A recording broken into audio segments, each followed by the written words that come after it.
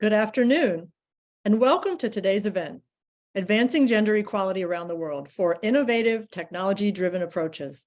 I'm Layli Maparyan, Executive Director of the Wellesley Centers for Women, and I'd like to thank you all for tuning in for this discussion. Our program will begin with a moderated discussion panel, followed by a Q&A session where we will take questions from the audience. A few housekeeping matters related to this webinar that everyone should be aware of. First, to keep things running smoothly, we will disable the chat. We ask that you send all of your questions using the Q&A feature that you should see at the bottom of your screen. We will be monitoring the Q&A throughout the program, and that is where you can enter any questions that you have for our panelists. Second, we're recording this program, and the video will be posted on our website for folks who are not able to join us this afternoon or anyone who'd like to review the program later. For those of you who are not familiar with the Wellesley Centers for Women, WCW, as we're known, is a research and action institute at Wellesley College. Our mission is to advance gender equality, social justice, and human well-being through high-quality research, theory, and action programs. For more than 45 years, we've been focused on shaping a better world for women and girls, families, and communities in all their diversity here and around the world. Mental health and adolescent development are two key areas of our work, and they have never been more important. The Wellesley Centers for Women has held non-governmental organization special consultative status with the Economic and Social Council for the United Nations since 2001. This standing allows WCW to designate official representatives to a wide range of UN meetings held around the globe, including the UN Commission on the Status of Women. We're excited that today's program is a parallel event of the 2023 UN Commission on the Status of Women meetings, and that we're holding the program today on International Women's Day. Women changemakers are using technology to advance gender equality around the world. During this virtual program, our four dynamic panelists will share their innovative approaches to support educational equity and human well-being with the power of data. We'll learn how Afghan human rights activist Pashtana Durrani uses technology to bring education to girls in Afghanistan who are excluded from school. We'll discover how human rights attorney Hauwa Ibrahim combines women-led maker technology and local materials to bring STEM and STEAM education to thousands of young people in Nigeria. We'll hear from senior research scientist Linda Charmaraman about the ways social media creates new spaces for the advancement of intersectional gender equality for youth of color and LGBTQ+ youth in the US and globally. And we'll find out how PeiYao Chen of the Global Fund for Women uses new data analysis tools to identify and support emerging social movements for intersectional gender justice using publicly available data for maximum impact. Let me now introduce you to the panelists who will be sharing their expertise with us today. Dr. Linda Charmaraman is a senior research scientist at the Wellesley Centers for Women and director of the Youth, Media, and Wellbeing Research Lab. Her research explores technology and adolescent health with a focus on the positive and negative health effects of youth social media use. She also studies digital citizenship, innovative research methods to include overlooked and hidden populations, and how social identities, including gender, race, ethnicity, and sexual orientation, affect well-being. Her research has been funded by organizations including the National Institutes of Health and the Centers for Disease Control and Prevention.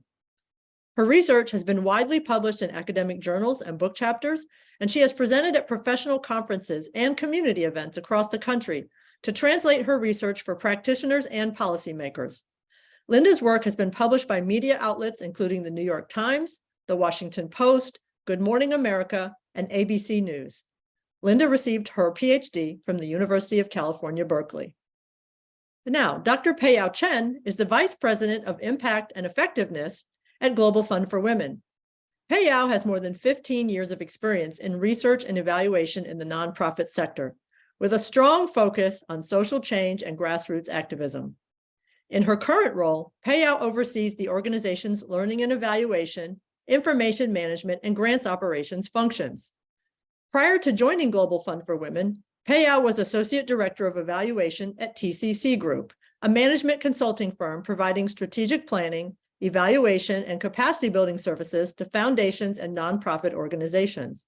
She currently serves on the board of the Support Center for Nonprofit Management and is a member of the Wellesley Centers for Women Council of Advisors. PeiYao received her PhD in psychology from the Graduate Center, City University of New York. Pashtana Durrani is an Afghan human rights activist and community development expert whose focus is girls' education. In the fall of 2021, she joined the Wellesley Centers for Women as a visiting fellow, where she conducts research to help Afghan women and girls pursue education and support the health of Afghan mothers and babies. Pashtana is also the founder of Learn Afghanistan, a grassroots organization established to safely and securely provide education to girls through a distributed network of tablet computers using an offline platform. Through Learn, she has developed models on education, healthcare, and menstrual hygiene management. Learn has educated 7,000 girls and boys in Kandahar, Afghanistan, trained more than 80 teachers in digital literacy, and trained 700 girls in menstrual hygiene management. Pashtana has received awards and recognition for her work from organizations around the world, including the Malala Fund, Amnesty International, the BBC, Time, the Aspen Institute, the United Nations Development Program, and the Thalberg Foundation. Her memoir, Last to Eat, Last to Learn, will be released in the US this spring. Hauwa Ibrahim is an international human rights and Sharia law attorney with over 20 years of experience representing women and children condemned to death in Sharia courts. She has been honored with awards, including the European Parliament 2005 Sakharov Prize for Freedom of Thought, for her efforts on behalf of human rights and freedoms. Hauwa is originally from northern Nigeria and has worked internationally as a visiting professor or fellow at Harvard University, Yale University, the Majlis El Hassan in the Hashemite Kingdom of Jordan, and the University of Rome, Italy. She is also president of the Peace Institute and author of the best-selling book, Practicing Sharia Law, 7 Strategies for Achieving Justice in Sharia Courts. In 2018, she joined the Wellesley Centers for Women as a visiting scholar, where she conducts research into the root causes of terrorism and the radicalization of youth. Her work brings and builds bridges of cooperation between religious and non-religious communities. Her current work aims to counter religious extremism through empowering mothers and investing in STEAM, science, technology, engineering, arts, and math education in Nigeria. Thank you all for speaking on today's panel. Now, let's dive in. So the first question is going to provide everyone with an opportunity to talk about your work. As I mentioned in the introduction, each of you are leveraging technology to advance gender equality in inventive ways. In 2 to 3 sentences, can you give our audience a brief overview of how you're incorporating data and technology into your gender and social justice work? And in particular, can you focus on how your approach is innovative and unique? Let's start with you, Pashtana.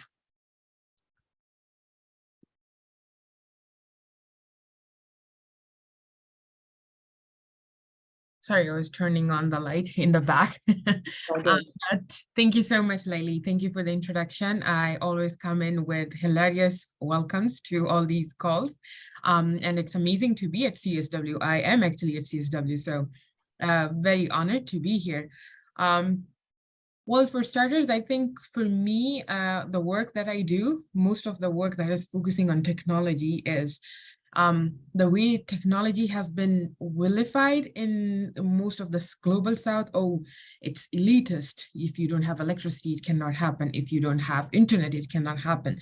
I, however, think that technology might be one of our saviors in the current situation, especially in conflict in Afghanistan. So from where I see, yes, internet might be a problem, but there are apps within that technology that are offline that don't need a lot of downloading, that don't need a lot of internet. There are apps that are 0 meter data that we're testing right now in Afghanistan, where if you click on the link, you don't need internet as long as you're using the same SIM card and you can still use it. We use radio lessons for 4.8 million of the listeners just to access learning.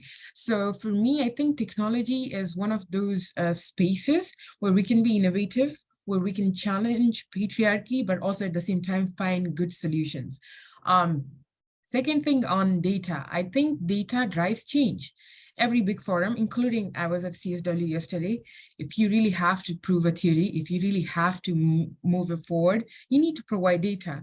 One thing I have seen is for my country, always these horrible data are presented. These many women are under the poverty line. These many women are dying because of domestic violence. These many women are suffering. but nobody focuses on like, oh, these many women are actually going to work because of technology.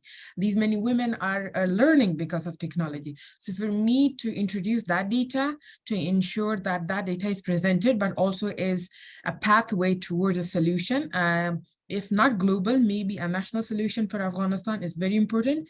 And that's basically what I do on a daily basis, yeah. Yeah, that's very exciting. And I'm glad we'll have a chance to hear more from you a little bit later. Hauwa, can you give us an overview of your work? Sure, thank you. So Pashtana is absolutely right. There are different ways and levels of how this technology operates in different communities and societies. In northern Nigeria, where I work, and in some part of West Africa, we try to create awareness. That's how we leverage technology to advance gender. We create awareness, and this is thinking that technology could also be a two-edged sword. So in our virtual women's group, which we call Radical Imagination, we seek new knowledge in technology and interrogate such knowledge as well. And I'll give you some example.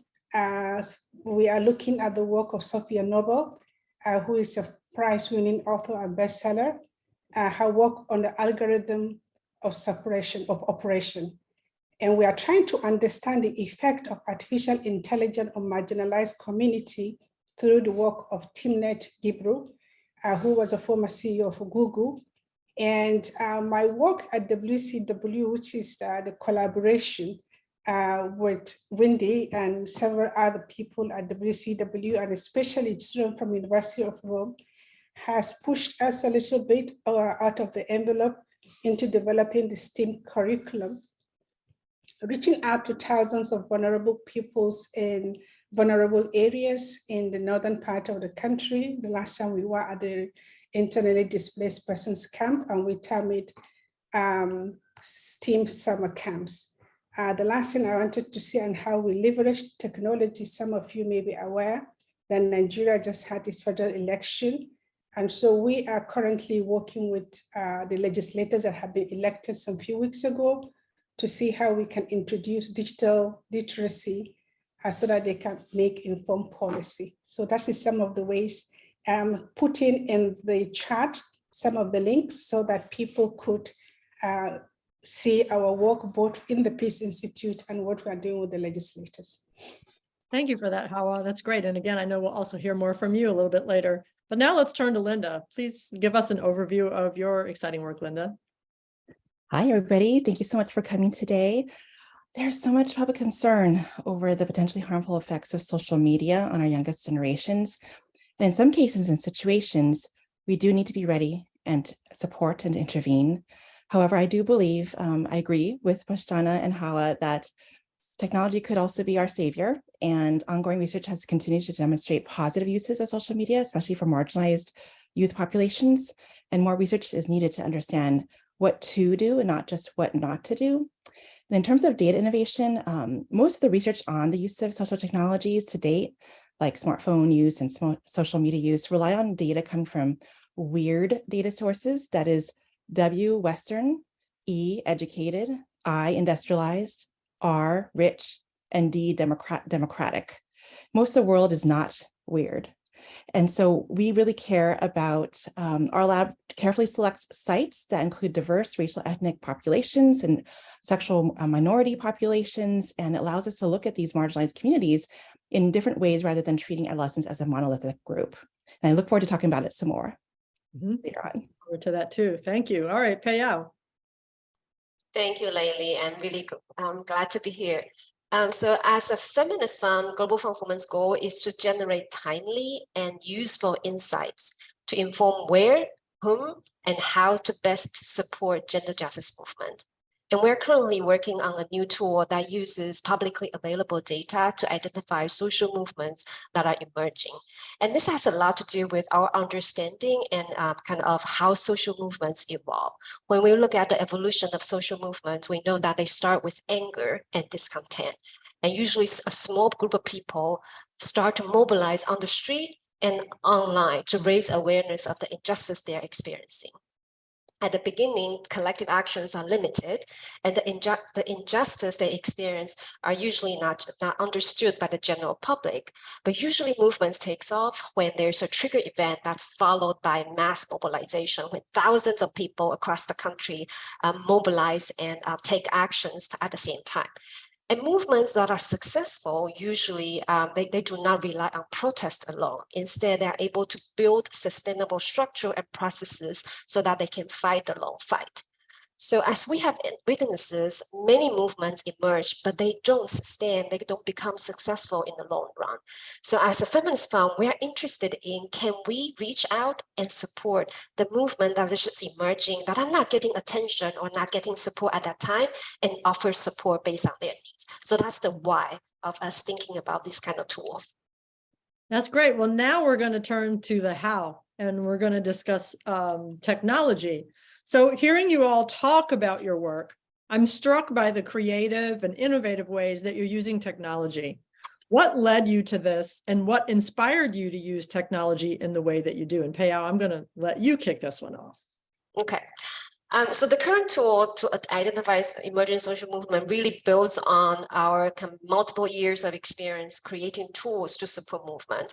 And one is called Movement Capacity Assessment Tool, which is a perception-based survey that engages movement actors to collectively assess the strengths, challenges, and priorities of their movement.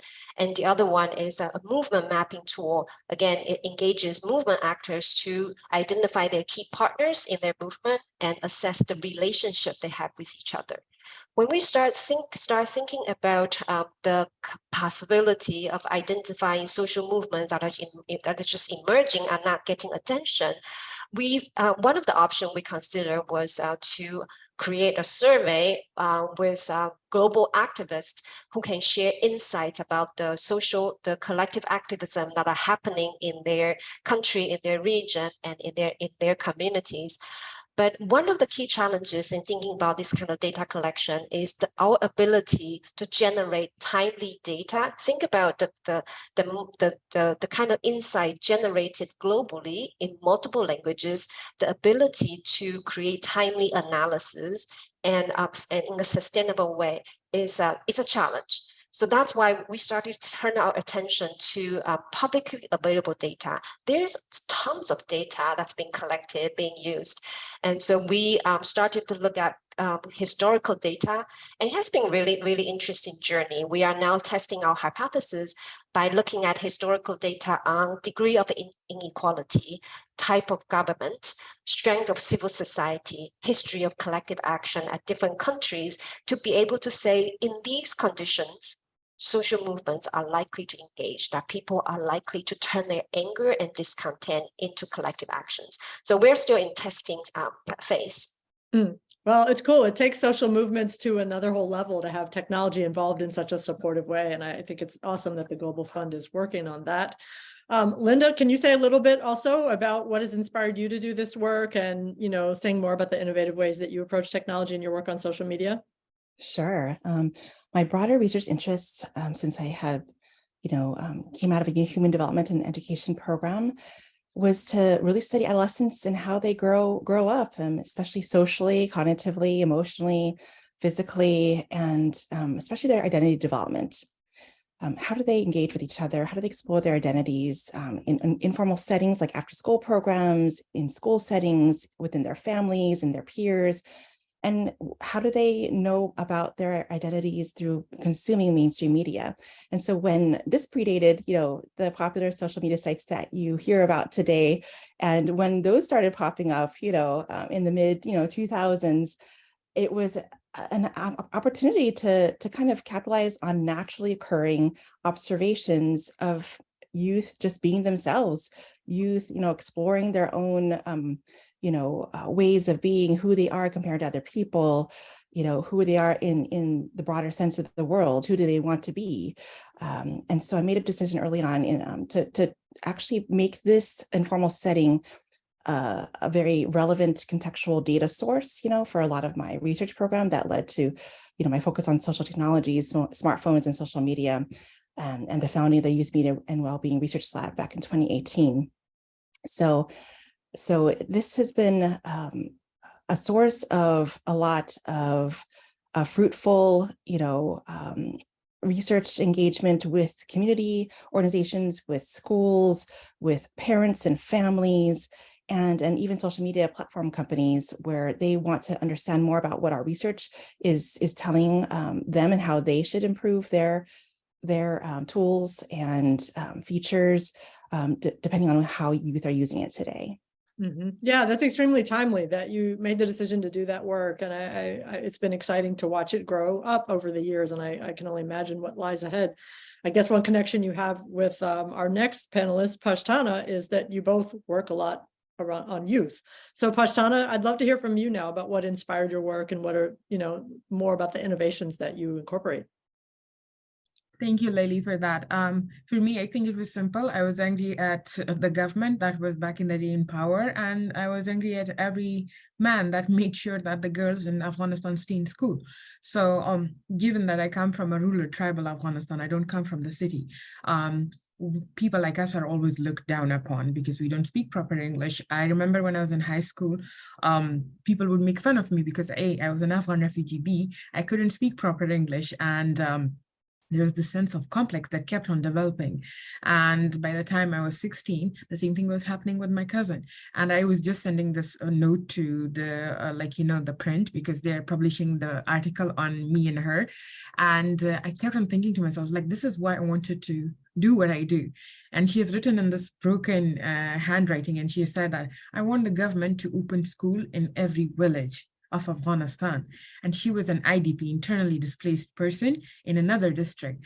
So I do what I do because I believe the youth has potential to change the ways the system has been broken in the past. And at the same time, I do believe that the innovation right now is the best way to communicate with the whole world. Like now, everyone knows what is happening in Afghanistan. So if they know, they can take an action too. They can volunteer to teach in Zoom classes. They can volunteer to make more content that is educational.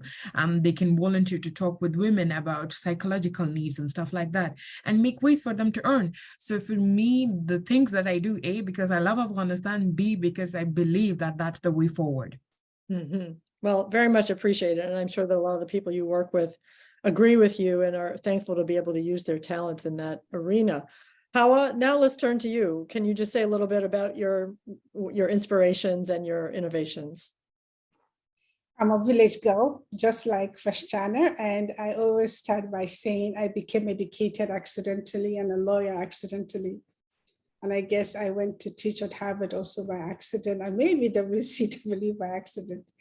But all this accident of life helped to frame how I see technology and how you can leverage it and how you can use it for good. Like we said, technology has many faces and it has many multiple way of application and how it's being handled. My inspiration came because my village has no any facilities. And so when I went to the city and I saw electricity and road and water from the tap, and now from my vantage position, I always remember where I'm coming from. And I always want to see how I could make it a little better than I found it.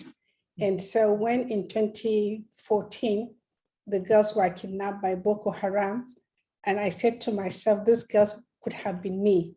I was just them in a different time. And so I was part of the rescue effort. I was invited by the president of the country, Mr. Jonathan. Good luck. Fast forward, we started, of course, I was in Jordan in the Hashemite Kingdom to work with His Royal Highness. And then I happened to go back again to Nigeria to work on the issue of military government, military armed forces trying to abuse human rights. So I was invited by the current president, acting vice president, then Shu Yomi Oshibanjo. So all these experiences sort of brought to bear where I was coming from and how can I use what I have using the technology that I found in WCW, which was an eye-opener. They are doing STEM, they had a STEM kit, and then we added the EA, which is art, and then with Lashanda, we were able to push that forward into STEAM, And then we went to Nigeria in 2019. So I had been blessed by technology on one hand, and by the presence of amazing ladies at WCW and people that have come across my way, across my journey. So my inspiration comes from every other person, but more importantly, from those children that we go to visit every summer since 2019 to try to work with them to see how we could make the world a better place than we found it. Absolutely. Thank you. The next question is directed at Linda, and it's going to give you a chance to go a little bit more in depth. When we think about technology, social media is such a big part of that. Linda, can you share a bit more with us about what you found in your studies of youth social media use, and specifically how social media has unique positives and negatives for youth of color and LGBTQ+ youth? Thank you for that question. I've been conducting a longitudinal study of early adolescents ages 11 to 15 since 2019. They're now in high school, and that has been funded by NIH, National Institutes of Health, a US-based federal agency. One of our ongoing research questions is not just how frequent young people are consuming social technologies, but also when, how, and for what purposes, and how are they co-creating these technologies themselves. And minority tweens and teens of color, we are finding they are often getting their smartphones earlier than their white counterparts. They're using them longer and engaging in more social media, and often using it at bedtime. That results sometimes in sleep disruption, which is not an uncommon thing for the adolescent years. However, increased quantity of time doesn't necessarily mean that it's poor quality time. A lot of parents and educators make assumptions that this is possibly a waste of time, quote unquote, for young people to be on technology, but many of them are using this time in purposeful ways to keep in touch with family afar, or they're connecting with each other while doing homework. Maybe some people are more social learners, for instance. And also sometimes LGBT kids are found to be motivated to engage in these sites that are less popular sites. They're not likely to be on TikTok as much, or Instagram or Snapchat. They're more likely to be on other sites like Tumblr or Discord, perhaps to protect their privacy more. They are less likely to share about themselves than others. They're more protective about who they can reveal themselves to online. And social media sites have those ways of having different channels for your identities. So in that way, it's an empowering place to be. One way in which LGBTQ youth are more resilient on social media is that they're more likely to find online support networks that make them feel less isolated. Imagine those rural LGBT youth out there that geographically just aren't in a place where they can connect with other people that are like them. So it's almost like a lifeline sometimes, and particularly during the COVID-19 pandemic. Another interesting finding from a lab is that your peers can give advice about the more that your peers give advice about being a good digital citizen, the more likely it is that you're going to engage in positive and socially supportive behaviors to influence your own networks. So try to have positive peers on your online networks. That's the main takeaway for that. Yeah, that's a very valuable lesson because we all certainly would like to see more grace and civicness on the online exchanges. So to everyone, in all of your work, you must consider the culture, leadership, and attitudes of the local communities that you serve. How do you build strong relationships with community leaders to ensure that your work has maximum impact? PeiYao, can you talk about that a bit? Happy to. So I'm going to use our experience with the movement capacity assessment tool to illustrate how we work with partners. Movement partners, since the current tool we're developing is still in the design phase. So there are a couple of principles we use to guide our work. The first principle is demand-driven. We, as a funder, we do not initiate an assessment of a movement. Instead, we work with a local partner who is a key player of a movement, who lead the assessment process, who engage their partners in the assessment in terms of thinking about the questions, thinking about the result, and thinking about how to share result, how to share data. The second one is, and we learned this in multiple contexts where it's not about translation, it's about the meaning of certain meanings mean something in certain contexts, but it means nothing in other contexts. So really engaging movement partners in tailoring the questions to ensure that they are meaningful and relevant. So for example, one thing we learned that is grassroots movement, there's no equivalent concept in some countries. So we need to find other terminologies to illustrate this concept. So it's quite interesting, it's been a learning process. And finally, it's important for us to make the results useful and actionable. And to achieve that, it's important to engage movement partners in making sense of the findings. So an average score of 3.5 out of a 5-point scale doesn't mean anything until the partners start to have a conversation about what does this mean? Does it align with our thinking? We are seeing a high degree of disagreement among people about this issue. Why? How do we address it? So the action part, the conversation and action part is equally important as the data itself. That's interesting to see how data can become a conversation starter and help people advance in movement conversations. Hauwa, what is your experience connecting with local leaders and so on in your work in Northern Nigeria? For us to do our work, it's important that the leaders themselves are owners of our ideas. So it's no longer our ideas. We can hatch the ideas. We can put it in syllabus. You are wearing a beautiful necklace, as everybody will see. We have something like this. They are beads. They are all over the place. And so when we want to teach STEAM and we want to teach technology and we want to use things that are around them, we go to beads like what you're wearing. And the beads are produced by the mothers and grandmothers and aunties. And so we incorporate them into the program. So they come to the school. Now we want to teach binary, which is the language of the computer. And we want to teach beads. And we have 3 color beads, like somewhere you're wearing. We have white, we have blue, and then we have black. And so some of these things, adding all this together, bringing them to own our ideas or what will be theirs, and for them to keep it, help to solidify our partnership with local people. So the local people will deal with from the beginning. Like I said, we go with the University of Rome students. They don't look like our children. So we need security. So we need all the security chief on board. And so from the head to the bottom, the ones that are visible, the ones that are invisible, those ones that are on the mountains where they have bow and arrows, every other person is relevant. So we have to pull you in. We need the chiefs of the villages. We need the police, we need the hunters, we need the people that fish. So everything around us, we calculate and we add you to our own. And when we bring you in at the beginning and then we make you to own the ideas. So this is one way of working with leadership. And the last thing I wanted to say, as I said, I have put in the link, the Peace Institute, but I also put my email address. There is not much time for me to go delve into it. So I'm just mentioning point by point, but I'm also going to add 1 or 2 other things. I hope it will be distributed so that people can ask questions after. But having said that, over time, and I want to really finish by this, really important, that we have to make name.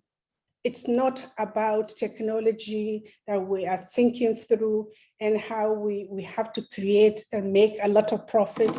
I think good name over time help us to sustain what we do. And I say, you can take my good name to the bank and cash it.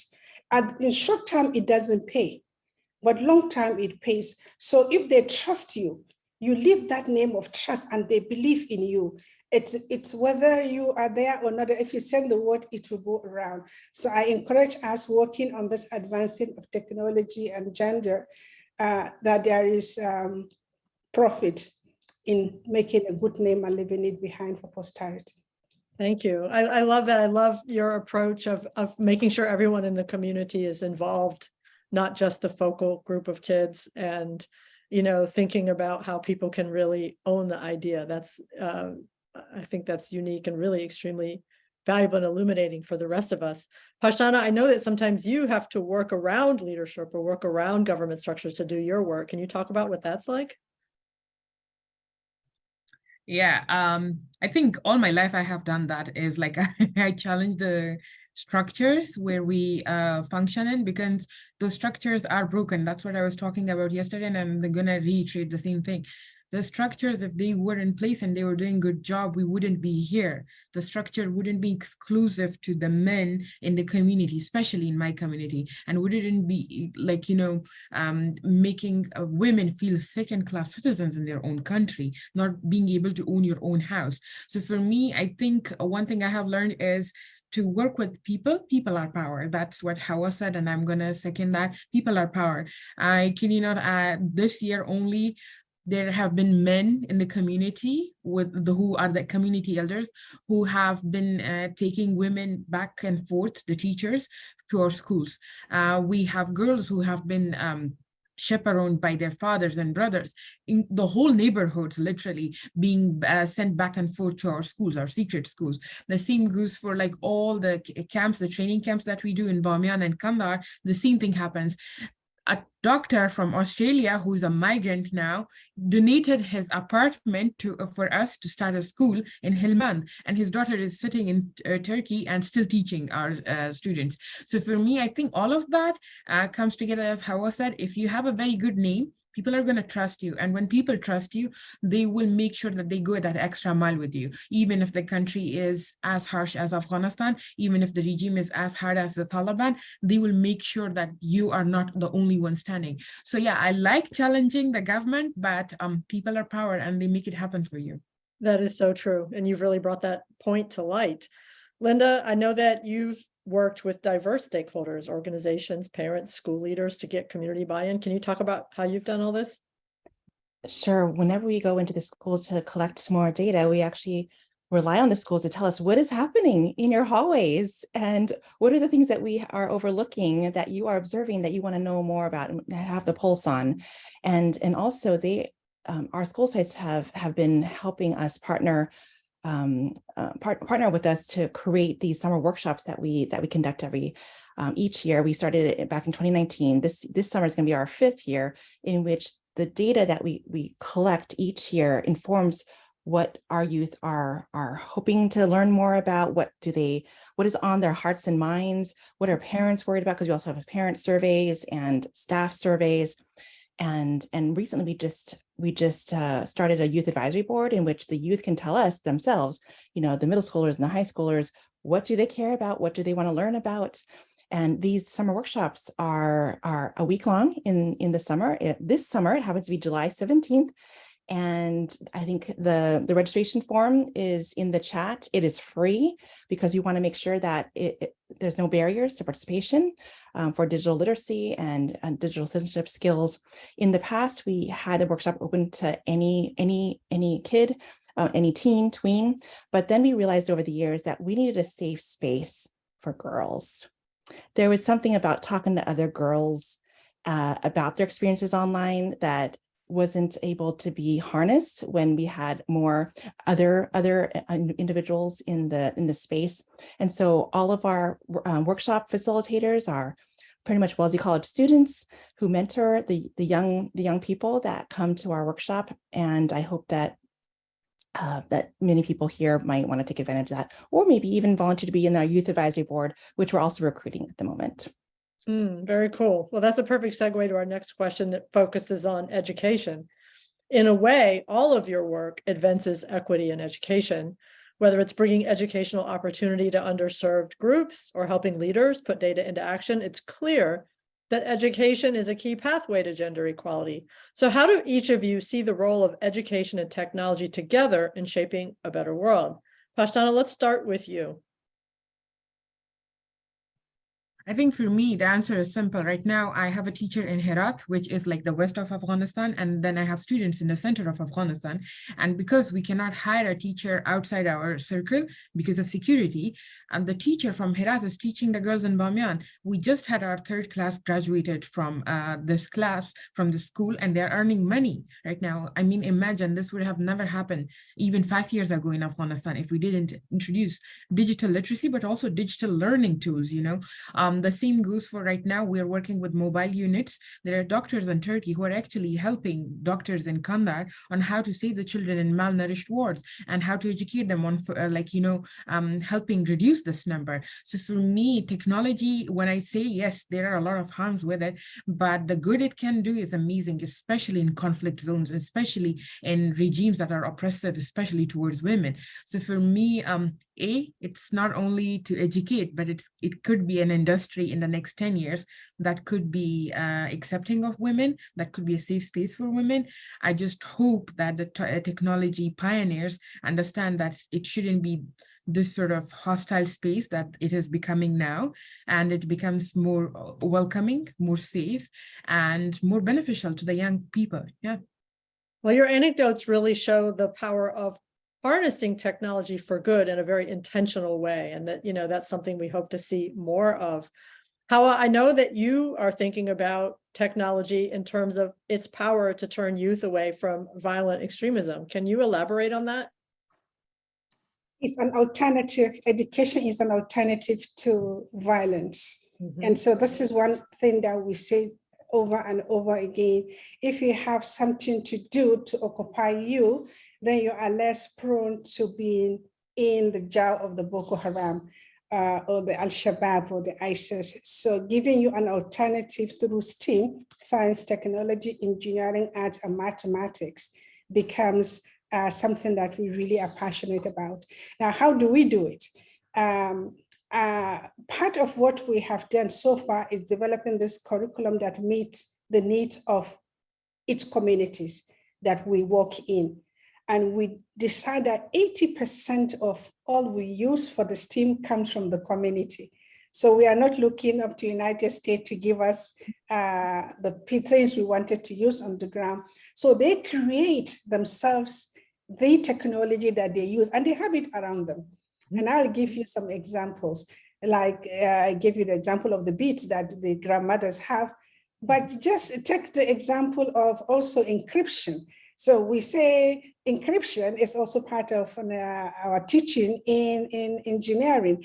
And what is encryption and how do we get it? So we use the discarded part of the bicycles. So if the wheel of the bicycle, you discard it, the children use it in the village to play. Remember, in the villages, there is no internet and there is no service of the phone. So the children play outside. So we wanted to start bringing you in so that when the technology is catching up on the phones, you are already understanding a little bit of it. So we have used local materials to teach the children to embrace their locality and just develop their skills.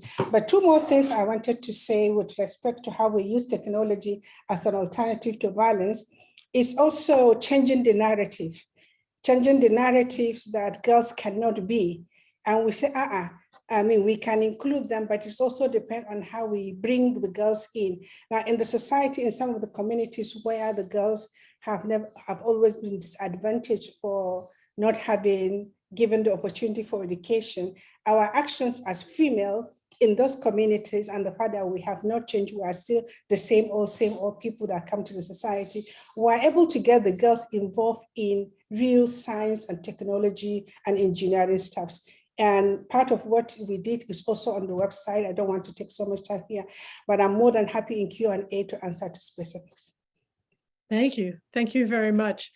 Linda, could you speak to, your long focus, particularly on underrepresented girls in school, in STEM and education, as well as LGBTQ plus youth?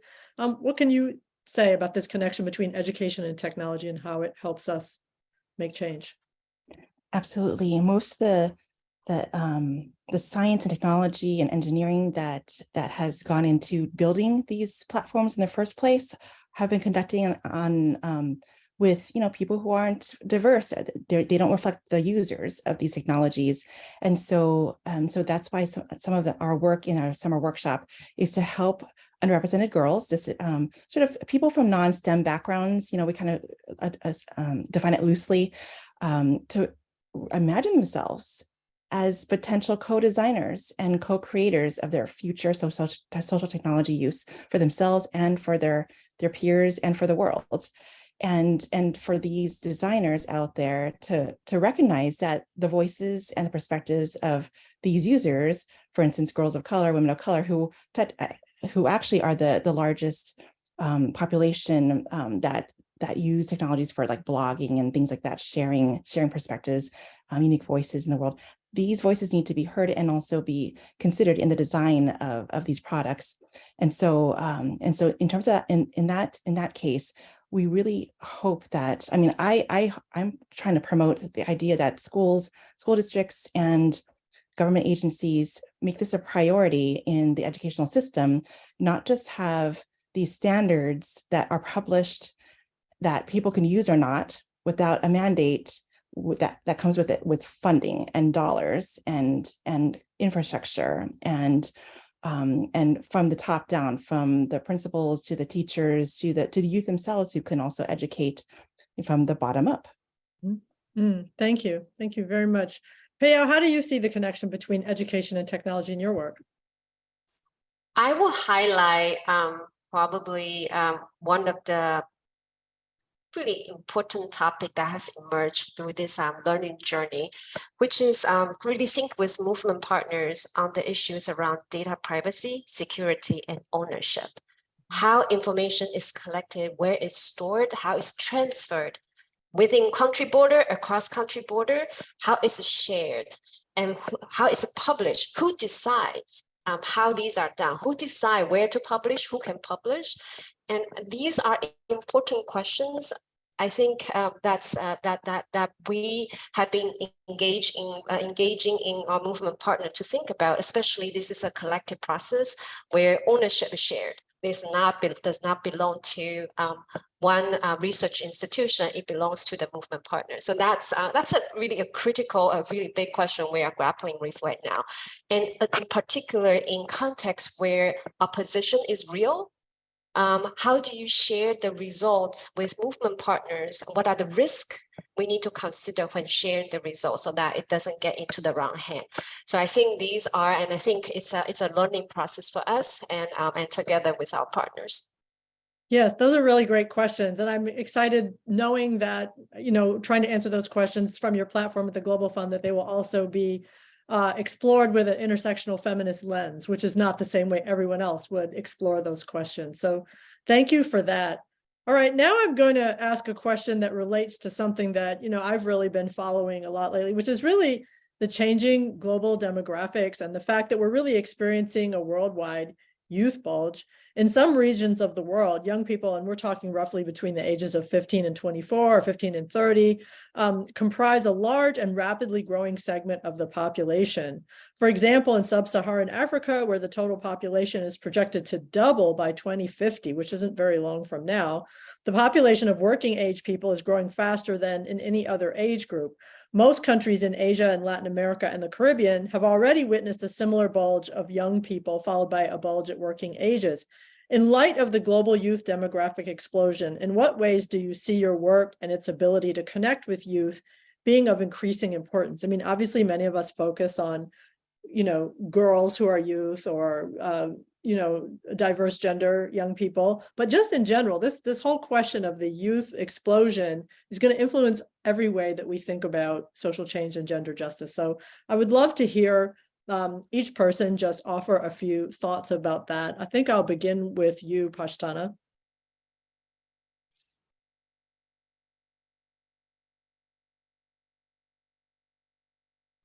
Oh, couldn't hear you. Sorry, yeah, something popped up.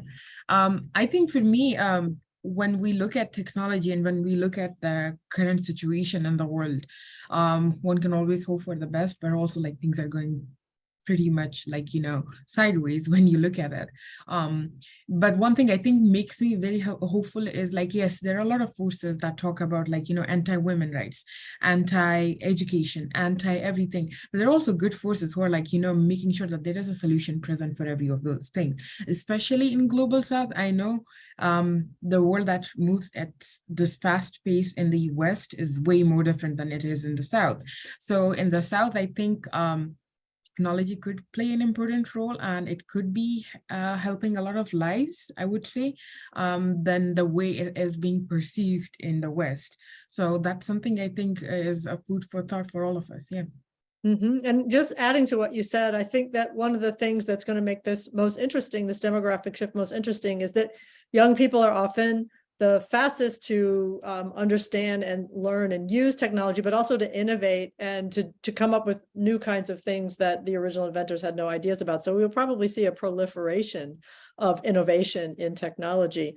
So Linda, what do you think about this changing demographic and its implications? And how does your work increasingly enable us to connect with youth?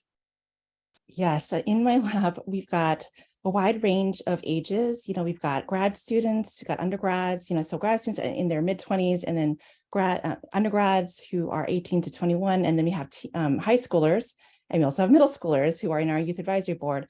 And the college students are always telling me, oh my God, I feel so old when I'm hanging out with the high schoolers. And then the high schoolers are telling me, oh my God, I feel really out of it. These middle schoolers know what's happening. And so these influencers are getting younger and younger online. And one thing I wanted to just point out is that as people who kind of caregive, and want to nurture the next generation, the things that you find distressing and difficult and challenging as somebody who is a different generation, like Gen X or baby boomer, may not be the same difficulties and challenges that a different generation might have. And so maybe not, project some of your anxieties on the next generation. They have their own world in which some of them have only lived in a world in which this information overload is actually happening all the time, and their brains are actually a lot more adjusted to it than maybe people like me, who are not in that generation. Right. I have a teenager in the house, so I know exactly what you're talking about. And one of the things I really admire about your work is the way that you empower youth very intentionally with your youth advisory board and things of that nature. You give youth voice, and you're really closing the generational gap in many respects in your work. So that's something that other people can learn from.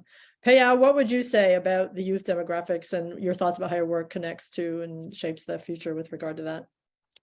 Young people are participating and leading social movements, and they are using technology in a very new, creative way that's different from how movements are organized, mobilized in the past without technology. So this is that we need to understand, and we need to really catch up on how people are behaving online, offline, especially the movements led by young people, and how we support them. They might need different types of support, and how we need to change as a fund. We need to change and adapt to the new reality. Yeah, that's true. And I also really admire the Global Fund in terms of how it has also moved to really incorporate young women as stakeholders in all of the kinds of work that the Global Fund does, and to elevate them to positions of influence within. So that's, again, exemplary. Hauwa, I'd like to ask you now to speak to the youth demographic question. I know you have a lot to say about that. Yeah, I have a handful, but I think PeiYao put her hands on the scale when she spoke earlier on issues of data transparency, what is out there, what the youth have on their hands, either on the phone or whatever. And I just want to say three things. The first one is my understanding from researchers and information out there is only 5% of what is published that is online. That is the first one.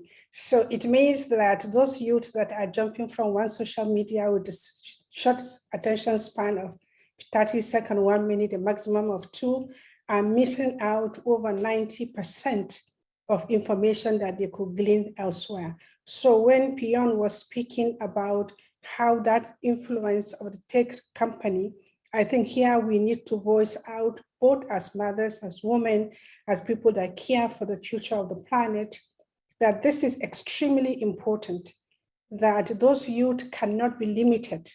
And the social media and the tech company should take note of today's meeting, that we women are really out there saying that we need the youth to be much more educated, and they know they have a way of being inclusive of that. So open up the space for more other knowledge. That's number one.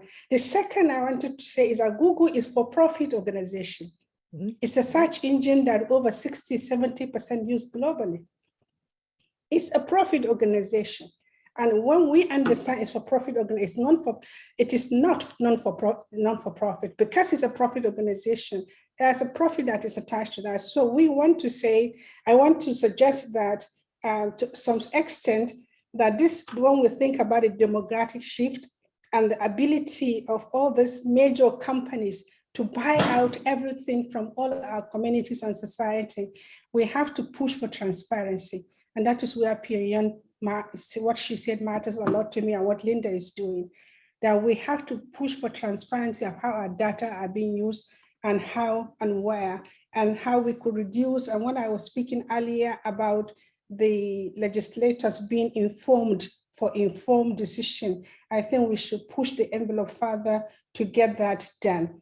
And lastly, there are less people being funded for research of those technology and media. And I think WCW can take a lead. I think Linda is doing an amazing work for us to get more funding so that we can push into the boundaries of not only researching about them, but trying to help them understand what harm it may be causing some of our youth. So this youth demographic needs to be guided, and it is on us, the burden is on our shoulders to help guide them so that together we can have a better space.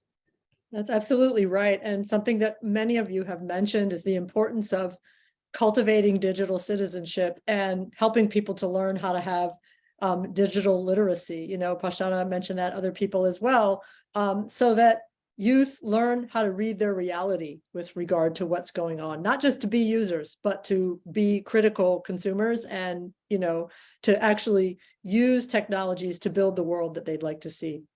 So we're coming close to our close of our panel, and I'd like to offer a final question that gives everyone the opportunity to kind of make a final statement or suggestion.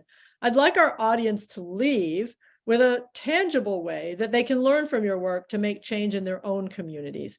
What action steps would you like our audience to take after they leave today? And Hauwa, I'm actually going to begin with you on that one.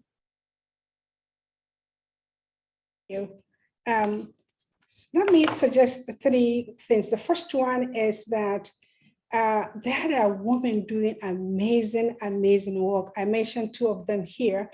I mentioned Sophia Noble with the algorithm of operation. I mentioned Timnit Gebru. She was the CEO of the ethic team in Google. And one amazing woman, I just found out that this webinar was not possible without her. Her name is Miriam Rogers Kroc. She's African-American, and she started with AT&T.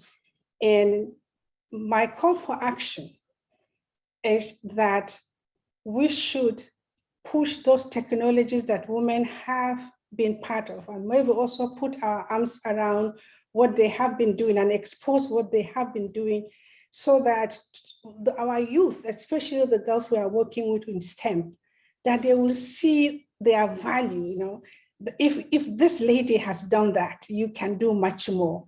And for me, we have a roadmap. I'm putting on the chat the link to all these 3 amazing ladies that are doing amazing work across the globe. And 2 more things I will say as my call to action will be that I'm trying to get my note together. Hopefully I will get it.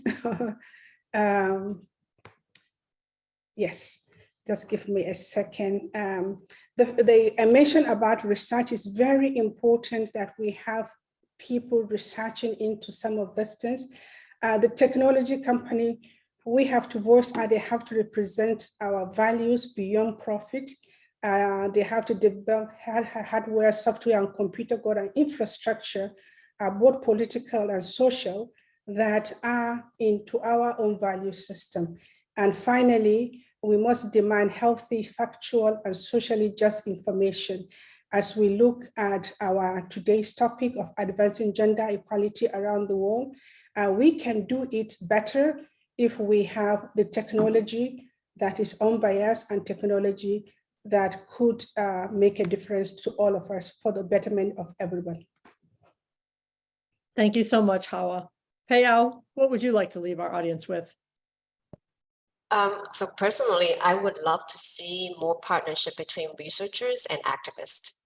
And I think there's a lot of opportunities and potential to really think about creating research that are actionable, that's serving a social justice purpose. And I think if you in the audience are a researcher, I would encourage you to reach out to activists, to reach out to a nonprofit community-based organization to hear what do they need, what are the issues they are grappling with, how can research help. If you in the audience are activists, I would encourage you to really voice your data needs, really advocate for the kind of research that's needed to advance your mission, your agenda. I think, and if there's funder in the audience, I would encourage you to fund this kind of partnership. Love that. Great suggestions. Pashtana, what would you like to leave our audience with? I unmuted myself first. I think for me, the one thing that I would want the audience to think critically is to, as Hauwa said, how do we make the spaces that are available right now digitally to make them more safe, make them more welcoming. I have been in spaces where I didn't feel safe and I have left for years. I left Twitter last year and I left Instagram and I didn't want to log in because I was trolled for something that I didn't even have connection with. And I went through a lot of mental pressure. So as a person, and as a young woman, I would want people to think carefully, consciously every time they comment on someone's page, when they tweet something, and when they think about it, how can it affect someone else, especially young people who are voicing in their concerns, who are concerned about the world. So the spaces that are available right now, we need to protect them, but we also need to make sure that they are regulated in a more welcoming way. Enough with the discrimination that has happened in the past. This cannot happen in the future. This cannot be our world that we are leaving for the next generation. Mm-hmm. Powerful words. Linda, what do you want to offer? Leave the audience with? Well, I echo the sentiments of my esteemed colleagues here on this webinar, and I wanted to kind of remember that it takes a village to raise the next generation of digital citizens. What can you do instead of think about what other people can do and it's not your problem? Like, what can you do as a parent to have more dialogue with your young person about why they're on social media sites and who are they interacting with? You know, are you an educator who can maybe infuse it into your course lessons, even without a mandate from your district, you know? And social media platform companies, how can you build algorithms that will encourage positive social media, you know, use and influence in pro-social behaviors as opposed to negative use? You know, it takes a village, and it starts yesterday. Yes, very good points. So audience, you now have something to take with you, but at the same time, I'd love to open the floor to questions. If anyone has a question that they'd like to ask one or all of our panelists, please type it into the Q&A box. And those questions will be shared with me and I'll be able to share them with the rest of the audience.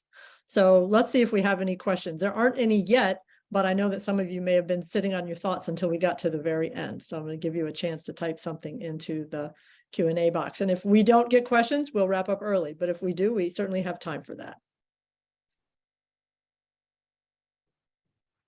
It seems we have two questions from Amani, I think from Jordan. Yes, Amani Juza from Jordan made a comment. Women in our Arab society still need more support and protection laws in the digital world. And this is what we train girls to do. Amani also wrote, we also see that a group of things should be done together, such as STEAM with UDL and AI and social emotional learning. So Amani has given us a lot to think about. Does anyone want to comment on her comment? Yes, Pashtana, go ahead. I think one thing Amani has pointed out towards is that you have to make sure that it's an environment. You cannot just go and it's like with the side blinders of like, oh, if we're teaching about technology, it should be AI or STEAM or as other technology. We have to create this as an inclusive environment. This is a human in the raising, right? Girls and boys and anyone who identifies as any person, right? So we have to make sure that we provide all of that with emotional learning, with emotional intelligence and the support that comes with. It's not like we teach them emotional learning, but also the emotional support that is needed from the next, from us as people who will be raising the next generation. I think that's the most important thing. And most importantly, regulating social media and technology is the most important thing that we do lack. And I think not only Arab countries, the same goes for Central Asia, the same goes for all parts of the world. We need to be teaching it as a package rather than one sort of like, learning module. Yeah. Mm-hmm. I missed the opportunity to meet Amani while I was in Jordan 2 weeks last week. And I know that Amani was introduced to us by a friend, Rania. And Amani is doing amazing work in the Arab world with youth. Linda, I will give you her contact if Amani doesn't mind. I've been talking to Amani about STEAM and WCW, and she is doing something similar, not only in Jordan, but across the WANA region, West Africa, West Asia, North Africa, and beyond. So I thank Amani for attending, but also want to add to what Pashtana has said, that my experience the past 5 weeks in the United Arab Emirates, and I'm still around here, is that there is amazing opportunities that exist. We just have one of the astronauts that just left from Dubai to wherever. And there is so much going on that I think there is a lot of opportunity for partnership with a lot of women and schools. And I hope that Amani will be one of our contact with them.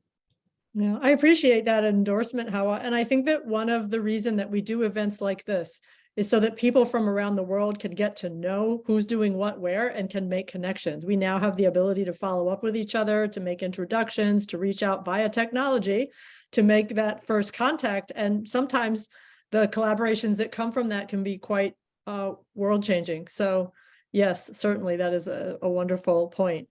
I'm not seeing any additional questions. Oh, wait, maybe some, no, has some new come? Yes, oh, actually we did get a couple of new questions. So let me turn to them. Agna Kursit has said, what advice would you give to people working in the private sector to empower women and people from minority groups? Can you recommend any pathways of collaboration between private sector, educators, activists, etc.? I'm going to pitch that to you, Linda, and then anyone else who wants to weigh in can. I think one of my most concrete suggestions is to make it small first, like a small project, like maybe a webinar that you can do together and figure out how to get all the different participants to get their communities to come and attend. And then you'll get to know how each other works, and you learn more about them during the webinar itself, in fact, too. And so I would say it's really about figuring out who are on your team, like broadly in the world. Who are these people who are also working with their own expertise, and how we can connect as a puzzle, like complement each other's, needs and expectations. And so the way that you do it is starting small on a project that somebody has to make the first move on. Mm-hmm. Great point. Kind of looking for your tribe out there in the world and finding ways to start the collaboration, rather than waiting for the giant opportunity, start small and build. Great suggestion. Anyone else want to weigh in on that one? All right, let me go to the next one. Sadia Hasib has asked, how can we pursue or convince women in villages and remote areas who are not aware with the use of technologies and also don't feel comfortable with it to participate in digital learning? Pashtana, I'm going to pitch that to you first. Yeah, I think one thing we have to understand is that my grandmother, when the electricity first came to their village, she used to shut the bulb with like a slipper. It's called chaplak in Pashto, and she thought that she's going to get electrocuted or something like that. So that's technology for them. Now, those women living in today's situation, they definitely will be scared of technology. At times, my mother is very scared of, like, what if her photos are leaked on WhatsApp? And I'm like, nobody's going to take your photos. Nobody even cares about them. But these are something that they're scared about. And especially in village, women are more private. They don't want to share their photos. They don't want to share about their lives and personal lives. So you have to make it a more safe space for them. A, technology should be a safe space for them. B, it should be beneficial for them. You could teach them all about technology. If it's not beneficial for them, if it's not helping them in their ways, it might not be something that they would be interested in the long run. Maybe they would be interested in something more that would help them understand how to make better, or how to, earn better money with, like, shipping your products that you're making in your own village. So you have to understand that it has to be a connection. It has to be very genuine, and it has to be a safe space. And most importantly, it has to be accessible in their native languages and in their own native ways. We cannot be bringing in Slack, let's say, or like, Amazon products to a far-off village in Kandahar. Nobody's going to care about it. But if we tell them that they can maybe sell their crops on, like, Facebook business market, the Facebook market that they have right now under the marketing name, they will probably, and they are actually. So we're tracking that. And I think that's the sort of spaces that we need to create and think about and be innovative about it. Mm-hmm. That's a great answer. Earlier, Pashtana, you mentioned something about how without electricity, people still do a lot of things with technology locally. And I just want to add to that, to the question, that in some part of Nigeria, especially Kano State, where you have over 27 million people in one city, what they do is they go to a local market, and if they have an old computer with a SIM card, they download everything and they go to the villages and they show mothers, or they show villagers that have no electricity after they charge it on the battery of the motorbike. That's how they charge the computer. And then they will show them. But the most important thing for me is coming back to what all of us have said earlier, that we cannot throw the baby with the bathwater. And if those older people and the local people, vulnerable people, are comfortable with what they have, I think we shouldn't push it too much. I think we should have a way of intersecting what we have, keeping what we have, and building a little on what we have. And I will tell you a story. When I was small, we didn't have a matches. We go to the mountain, we take 2 stones and a grass, and we hit the 2 stones together and the grass, and that is how we make fire. And we had technologies that work. Unless we know how this new technology is directing our path, especially with our transparency of our data and how we are being used by them at creating fear and destruction in a lot of spaces, some of the technologies, I think we should keep a little bit of what we have, and we shouldn't push the envelope too far. All right, the questions are rolling in now. So here's another one from Aurelie Ashby Eugene. She says, I'm from a country with a low access to internet, and unfortunately, where most of the girls are uneducated. Furthermore, the political situation and constant riots make it impossible to help physically. My question is, how can we promote access to digital learning in these situations? Pashtana, I'm going to pitch that to you. Thank you so much, Layli. I love that question. Not because, but it's asking for a solution. I think you need to understand that not all the technologies that are used on edtech companies to teach kids in the West are going to work for you. So maybe reach out to organizations that are more open to translating their content, or are willing to work with your content and build your content. The good suggestions would be Skills Ed. They have these modules that are offline, and you can just make your own modules, upload them, and once they, as Hauwa said, once you download them, you don't need internet further. So you can study it with a group of people again and again, access videos and documents, anything that you need, but you don't need internet for it. And it could be distributed in larger groups.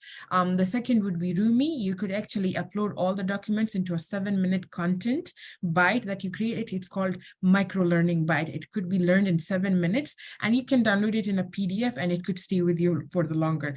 The reason I'm giving you solutions rather than going into the philosophy, because political situation is very hard to handle, very hard to find a pathway towards it being handled, and there is no timeline on it. So maybe reach out to organizations that are a bit smaller but are keen to grow in your area and region. Ask them, cold email them, and ask them if they would be willing to invest their resources in your community. That's the first. Now you might have a digital divide and a big digital gap. I think EcoATM, you could reach out to them. They have all these laptops that they refurbish in the West, and they're willing to ship it to your country or address, but you need to reach out to them. You need to tell them, we have 20 girls, we have 100 girls, and we need these laptops. Most of the time, big tech companies also donate some laptops, so you could also be doing that. That could be one of the ways that once you organize your students, you train your teachers in digital literacy, which normally takes a week. Then you can continue building content, downloading it in one place and then distributing it and sending in the laptops. Yeah. Very concrete. Did anyone else want to weigh in on that? All right, so let me go to the next question. Linda, I'm going to pitch this one to you. Frank Chukwa Adobaman says, how can we use digital resources to create a safe space for the LGBTQ+ community? So one very concrete thing I could say is to clean and curate your online networks. Just the impact of content and comments and negativity on young people's, psyches and their internalization of who they are and their self-worth. It could be detrimental to their identity development, their sense of, pride in themselves and who they represent. And so if they need help in cleaning and curating, it could be that a friend says, oh, that person seems to always have a negative body image, or saying things that are, detrimental to their own developing body image and body positivity about who they are and what they represent. So you might need a partner in this endeavor. It could be a parent, it could be a sibling, it could be a mentor, and just always think about how it makes that youth feel about themselves. Do they start feeling down about themselves after looking at particular sites and platforms or particular content? Maybe those things need to be a lot more carefully curated. Thank you very much, Linda. All right, PeiYao, I'm going to pitch this question to you because I think it's going to require a bit of creative thinking that maybe you can pull from the well of your experience. Binta Fadi is asking, how can you help women in Gambia or West Africa who are dying in large numbers during childbirth? And I'm going to change her question slightly to say, how can technology help women in Gambia or West Africa who are dying in large numbers during childbirth? What do you think? Probably the first thing came to my mind is there are many grassroots local women-led organizations addressing this issue. And I think, and they are using different strategies. And I think probably technology involved in working on this issue. And this is a big issue that requires a systematic approach and a lot of partnership. One organization cannot change the condition. So really thinking about through partnership with grassroots, with advocacy organization, with research organization, with medical sectors and professionals to really thinking about this serious issue. Mm-hmm. And can I say, oh yes, go ahead, Hauwa. Yes, please. Pashtana, you have said earlier about some few websites, people donating computer. If it is okay, can you put them up so that people that want could see them? Maybe there's a link and they could follow up some of them.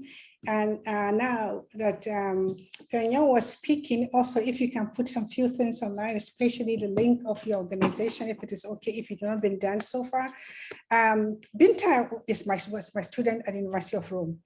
And I got the opportunity to meet Binta. So Binta, I cannot see you, I cannot see the people that are attending, but thank you for coming to this meeting. Binta has an interesting life journey. She's an amazing woman. I think that question was asked from an informed position. And so any help that one could get her into the Gambia from her own experiences as a person and where the journey she has taken to be here and to be in Rome was a long one. It was a long walk. And I think women in Gambia need WCW. And we hope we can make the connection with Linda, Pashtana, and PeiYao as we move on. Thank you. Thank you very much, Hauwa.